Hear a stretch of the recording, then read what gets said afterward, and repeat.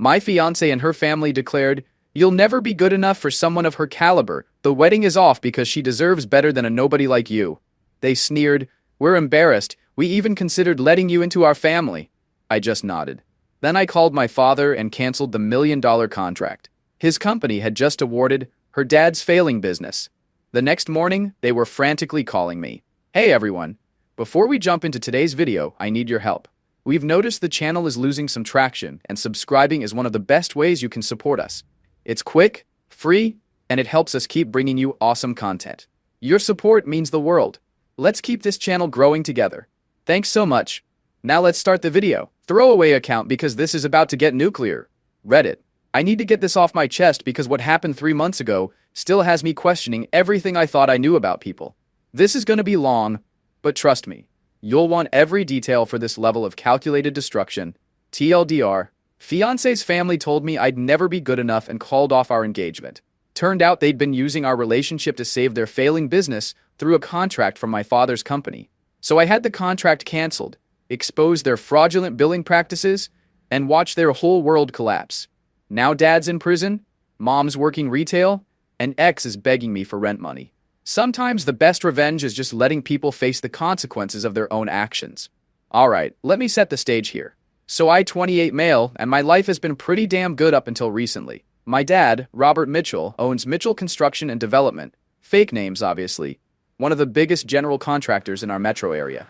We're talking major commercial projects, shopping centers, office complexes, government contracts. The company pulls in about $40 million a year in revenue. Now before you roll your eyes and think, "Oh great, another rich kid story," let me stop you right there. Dad made damn sure I earned everything I got. I started working construction sites when I was 16. Real work, not some cushy office job. Spent my summers hauling materials, learning trades, getting my hands dirty alongside guys who'd been doing this for decades. After college, business management, because Dad insisted I understand both sides. I worked my way up through every department. Estimating, project management, client relations, you name it. 5 years of proving myself before Dad finally made me VP of operations. I earned my $95,000 salary plus bonuses, and everyone in the company knows I didn't get here because of my last name. Dad always taught me that respect is earned, not inherited. That our family's success came from treating people fairly and delivering quality work. "Son," he'd say, "reputation is the only thing money can't buy. You can lose everything else and rebuild, but lose your reputation and you're finished." I took that to heart.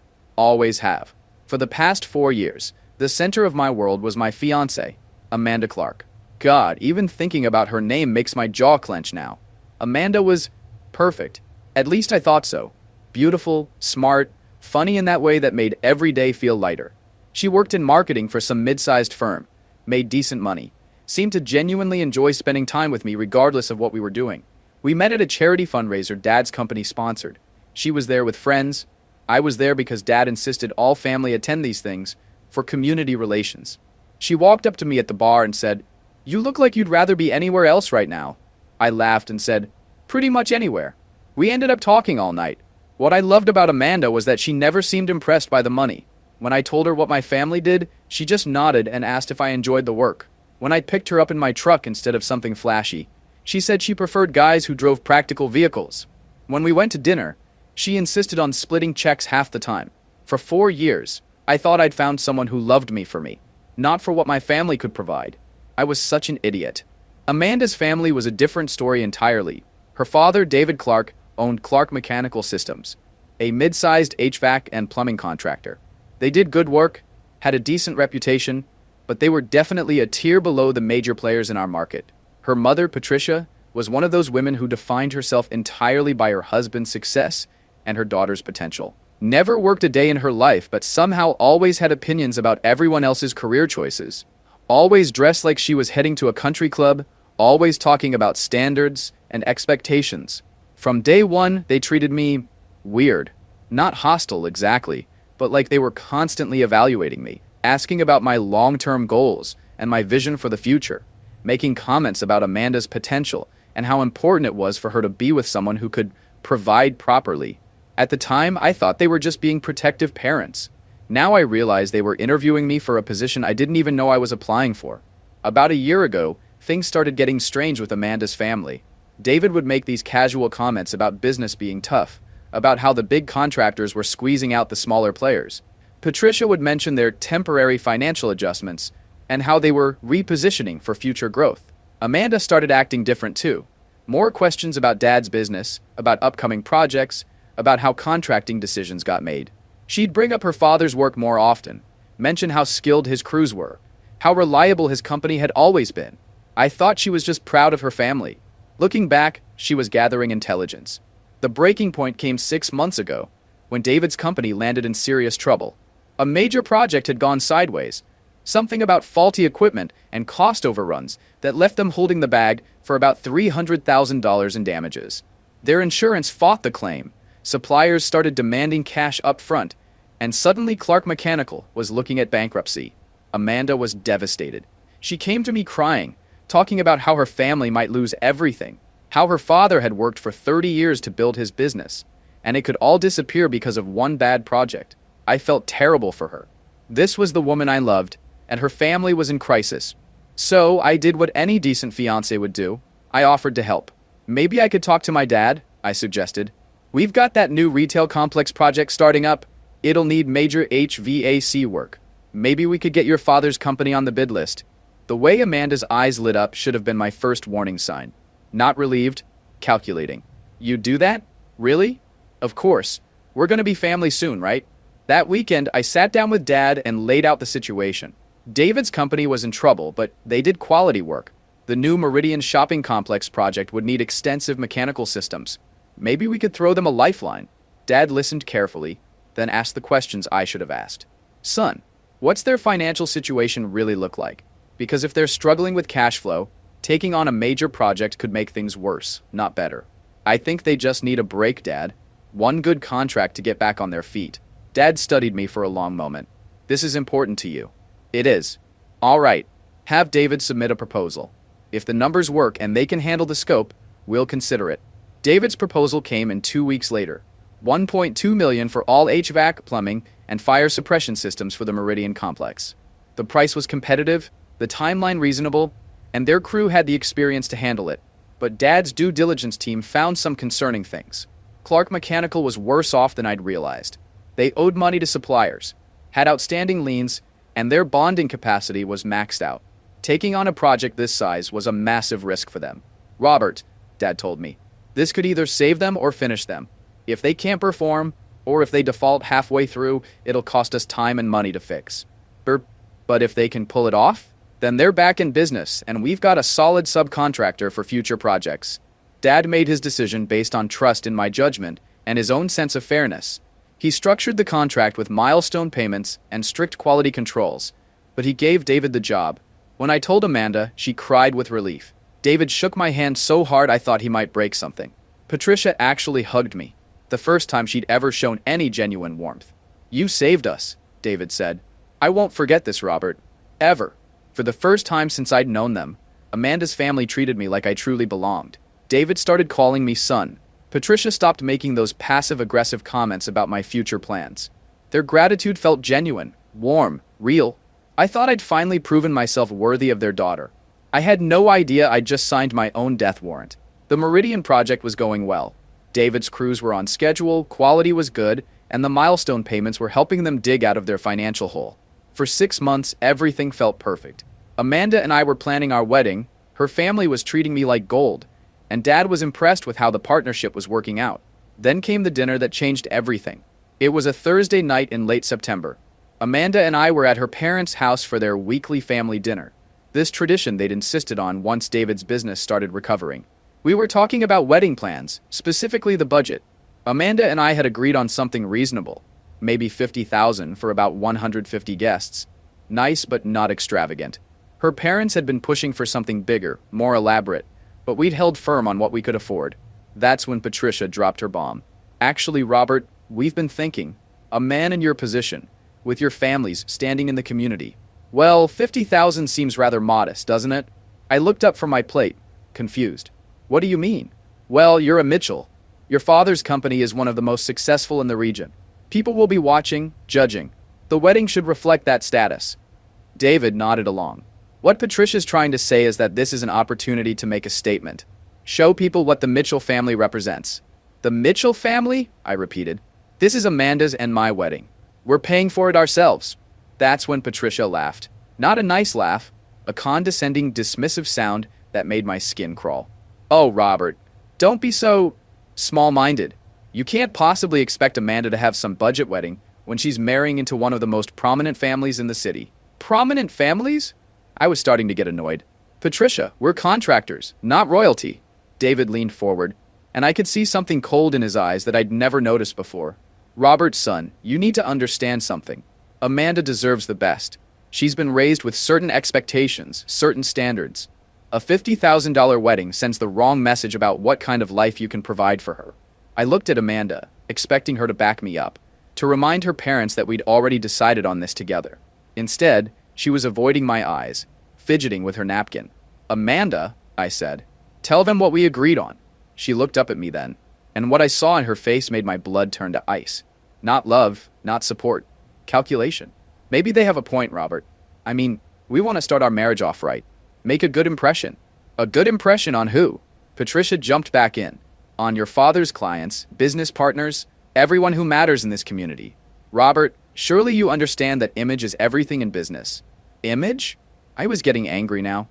You want me to spend $100,000 plus on one night to maintain some image? It's not about one night, David said, his voice taking on a patronizing tone. It's about establishing your position, showing people that you're serious about success. That's when I realized what was happening. They weren't talking about the wedding. They were talking about me, about what I represented to them. Let me get this straight, I said slowly. You think I should spend twice what Amanda and I agreed on because of what other people might think? Patricia's mask slipped a little. Robert, Amanda has been patient with you. She's accepted your practical approach to things. But she deserves better than practical. She deserves exceptional. Exceptional? The kind of life her breeding and intelligence entitle her to, Patricia continued. The kind of life she could have with someone who truly understands what she's worth. The room went dead silent. David was nodding along with his wife's words. Amanda was still staring at her plate. Then Patricia delivered the kill shot. You're a good boy, Robert. You've been very helpful to our family. But let's be honest here. You're not really Amanda's equal, are you? She needs someone who can match her sophistication, her social standing. Someone who won't hold her back from reaching her full potential. I felt like I'd been punched in the gut. Hold her back? David jumped in. What Patricia means is that Amanda has options, son. She's beautiful, educated, comes from good family. She could marry anyone she wants. A doctor, a lawyer, someone who runs their own business instead of just working for daddy. Working for daddy. There it was. I looked at Amanda one more time, silently begging her to say something. Anything. To defend me, or us, or what we'd built together. Instead, she finally looked up and said, quiet but firm, they're right, Robert. I've been thinking about this for a while now. I don't think we want the same things anymore. I think we should call off the wedding. Just like that. 4 years together, and she ended it because her parents decided I wasn't good enough for their precious daughter. I didn't yell, didn't argue, didn't beg. I just sat there for a moment, processing the fact that the woman I'd planned to marry had just discarded me like a broken appliance. Then I did something that surprised all of us, including myself. I smiled. I understand, I said, pulling the engagement ring off Amanda's finger and setting it gently on the table. Thank you for being honest about how you really feel. I stood up, looked each of them in the eye and said, you know what? You're absolutely right. Amanda does deserve someone who can match her sophistication and social standing. I hope she finds him. Then I walked out, got in my truck, and drove home. But I wasn't upset. I was something much more dangerous. I was calm. I sat in my driveway for 20 minutes, engine off, just thinking. Not about Amanda, that was over and done. I was thinking about the contract. The $1.2 million lifeline my family had thrown to David's company when they were drowning. The contract that had saved their business, restored their lifestyle, and apparently convinced them they were too good for the family that had rescued them. I pulled out my phone and called Dad. Robert, everything all right, son? It's pretty late. Dad, I need to talk to you about the Clark Mechanical contract. There was a pause. What about it? Amanda and I just broke up. Her family made it very clear that I'm not good enough for their daughter. Apparently, I'm just some guy who works for his daddy and could never provide the kind of life Amanda deserves. Another pause, longer this time. When Dad spoke again, his voice was ice cold. Is that so? Yeah. They seem to think Amanda had better options. more sophisticated options.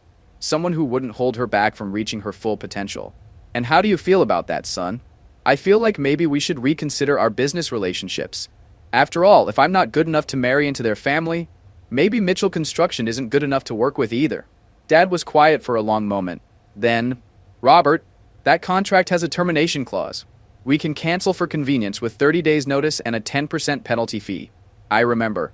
The penalty would be about $120,000. David's already been paid for completed work, so we wouldn't be cheating him. But canceling would put his company in a very difficult position. How difficult? Well, they've hired additional crews for this project, leased new equipment, taken out loans based on the contract value. If we cancel, they'd be overextended with no major projects to cover their new overhead. I thought about Patricia's condescending laugh, about David calling me son while secretly thinking I wasn't worthy of his daughter, about Amanda sitting there nodding along while her parents dismantled 4 years of my life. Dad, what would happen to Clark Mechanical if we canceled? Honestly, they'd probably go under within 6 months. The penalty fee wouldn't be enough to cover their new commitments. And Mitchell Construction? We'd take a hit on the penalty and have to find a new mechanical contractor. But we'd be fine. Might even save money in the long run if we can get better rates elsewhere. I made my decision. Dad, I want you to cancel the contract. You sure about that, son? That's a lot of people's livelihoods we're talking about. I'm sure. They made their position very clear tonight. If I'm not good enough for their family, then our company's money isn't good enough for their business. All right, Robert. I'll have legal draft the termination notice first thing in the morning. It'll be delivered by close of business tomorrow. Thanks, Dad. Son, for what it's worth, I think you're making the right choice. Family loyalty goes both ways. If they can't see your worth, they don't deserve our support. I hung up and went inside. Slept like a baby for the first time in months. The next morning, I woke up to 17 missed calls and 23 text messages. The fun was just beginning. The first wave of calls started around 10 a.m., right after the termination notice was delivered. David called first, confused and panicked. Then Patricia, then Amanda, all asking if there had been some mistake, some misunderstanding. I let them all go to voicemail. I had work to do. See, canceling the contract was just the opening move. I'd been thinking all night about how to really twist the knife, and I'd remembered something important. 3 months ago, Amanda had asked me to help her friend Sarah get a job at Dad's company. Sarah worked in accounting, and we'd been looking for someone to help with project billing. Sarah was smart, detail-oriented, and grateful for the opportunity. We'd become friendly over the months. Nothing romantic, just workplace friendship. But Sarah had access to all of Mitchell Construction's financial records, including details about our subcontractors. So I asked Sarah to do me a favor. I wanted to see all of Clark Mechanical's payment records, work history, and performance evaluations. Officially, it was for a routine partnership review. Unofficially, I was looking for ammunition. What Sarah found was pure gold. Clark Mechanical hadn't just been struggling financially, they'd been cutting corners to keep their bids competitive. Cheaper materials, fewer quality control checks, rushing installations to save on labor costs. Nothing that would cause immediate failure, but stuff that would lead to problems down the road. More importantly, David had been padding his invoices. Not by huge amounts, just enough to not raise red flags. A few extra hours here, some inflated material costs there. Over the course of the project, he'd probably skimmed an extra $50,000 from Mitchell Construction. But the real bombshell came when Sarah dug deeper into the timeline of Clark Mechanical's recent jobs. And that's when we discovered something that made my blood boil. David's company hadn't gotten into financial trouble because of one bad project. They'd gotten into trouble because David had been systematically overbilling clients for years, and finally got caught by a major client who demanded an audit. The client?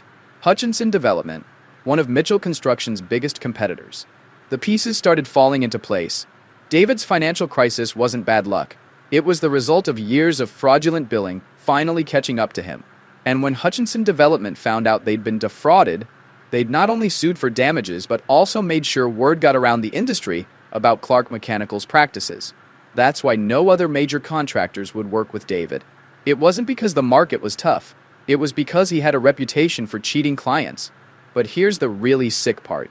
Sarah found emails between David and Amanda, dating back over a year, discussing Mitchell Construction as a potential opportunity and strategizing about how to leverage the relationship to secure work.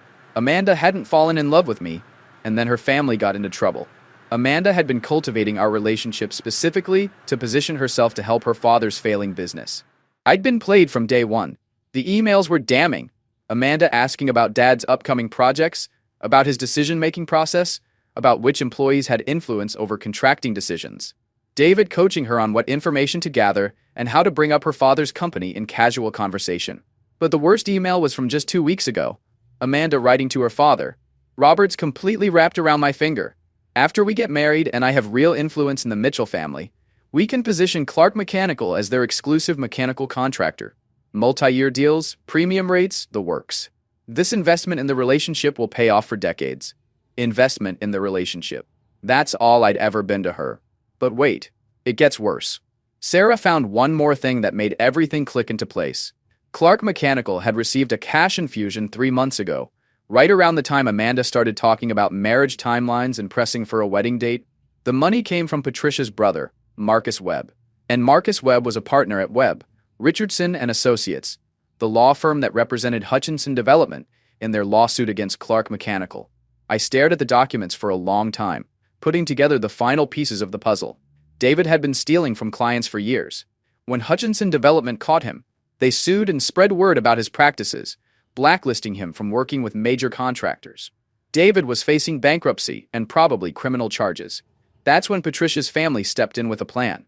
Use Amanda to hook a Mitchell, secure a major contract to stabilize the business, then use the marriage to position Clark Mechanical as Mitchell Construction's preferred contractor going forward. Amanda's relationship with me wasn't love.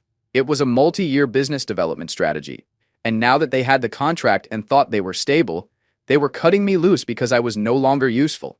They probably figured I'd be too devastated to cause problems, and they could ride out the contract cancellation penalty while looking for their next mark. They had seriously underestimated who they were dealing with. Armed with Sarah's research, I decided it was time to have some fun. But first, I needed to let Amanda know exactly how screwed she was. I called her around 2 p.m., right after I'd finished putting together my evidence file. "Robert, thank God you called. We need to talk about this contract situation. There's been some kind of misunderstanding." "No misunderstanding, Amanda. I canceled the contract because your family made it clear I'm not good enough for you. Seems pretty straightforward." "Robert, please. My parents were just stressed about the wedding costs. They didn't mean—" "Actually, Amanda, I think they meant exactly what they said. Just like you meant what you said when you decided to call off our engagement. We can fix this. We can get back together. Work things out." Interesting timing on that offer. Almost like it has something to do with the contract cancellation. Silence. "Amanda, I've been doing some research today. Very interesting reading." "What kind of research?" "Well, for starters, I found out about your father's little billing fraud problem with Hutchinson Development, and the lawsuit, and the reason no other major contractors will work with Clark Mechanical." More silence. "I also found some fascinating emails between you and your father.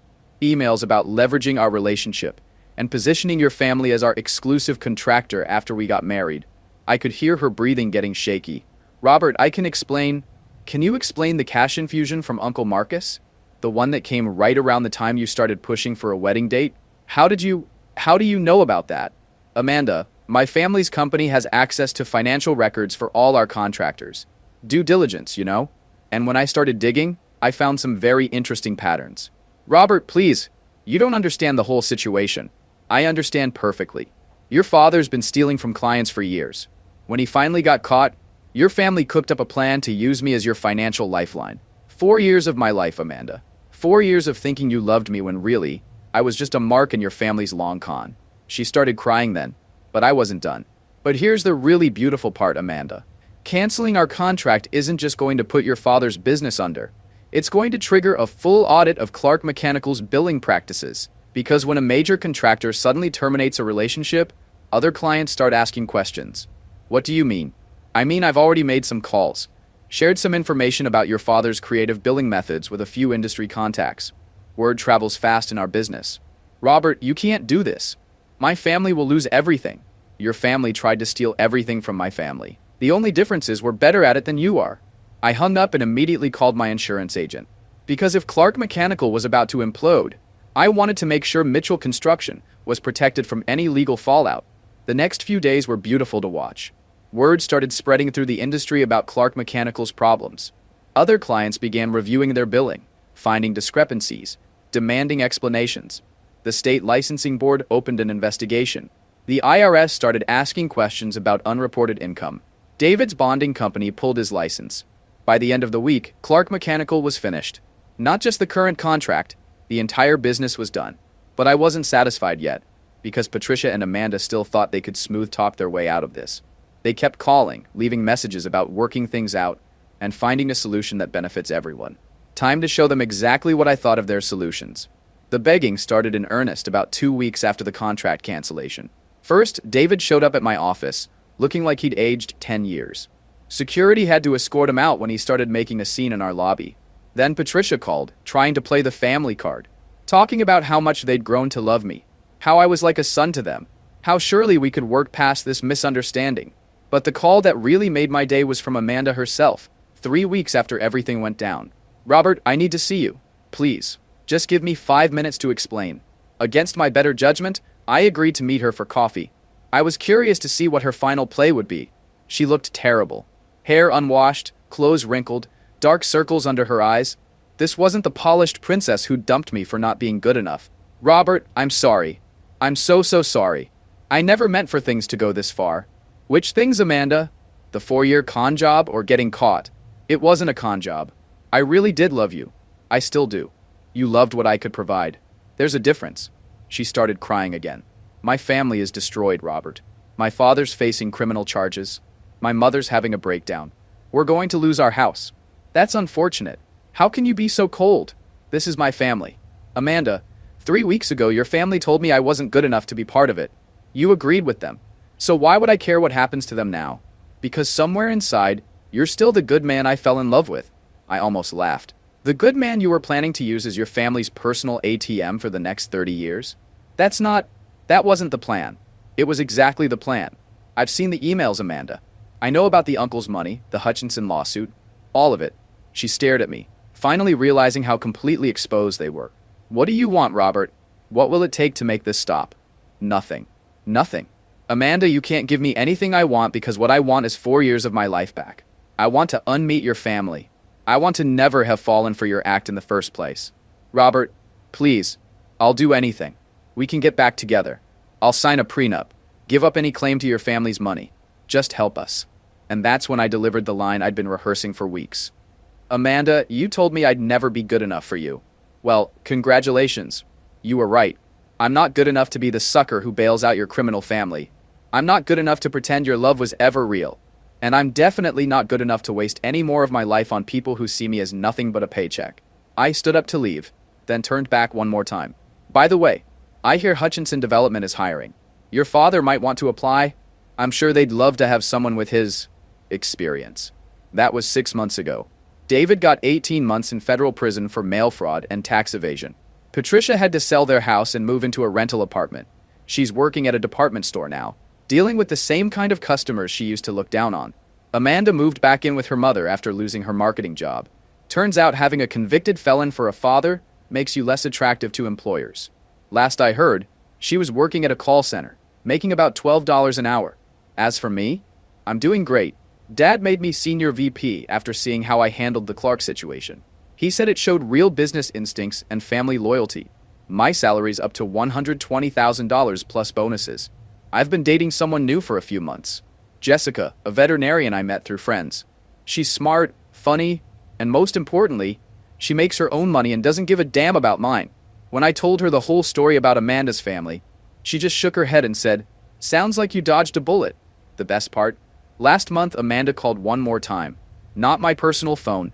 She tried calling the office, claiming it was about settling final business matters. My secretary put her through. "Robert, I need help. I can't make rent this month and I don't know where else to turn." "Amanda, why are you calling me?" Because you're the only person I know who might help. I'm desperate, Robert. I'm about to be evicted. Have you tried calling one of those sophisticated, successful men your mother thought you deserved?" Silence. "Amanda, 3 weeks before you dumped me, you told your parents I'd never amount to anything.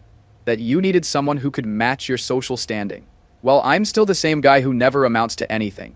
What makes you think I'd have money to spare for someone as high class as you? Robert, please. You know what, Amanda? I've got an idea. Why don't you call your Uncle Marcus? I'm sure a successful lawyer like him would be happy to help his favorite niece. Oh wait, I forgot. He's probably not returning your calls since your father's conviction made the family name toxic. Robert, I'm begging you. And I'm saying no. You made your choice, Amanda. You chose to see me as a mark instead of a partner. You chose your family's greed over our relationship. You chose to throw away 4 years for the promise of something better. I made a mistake. Yes, you did.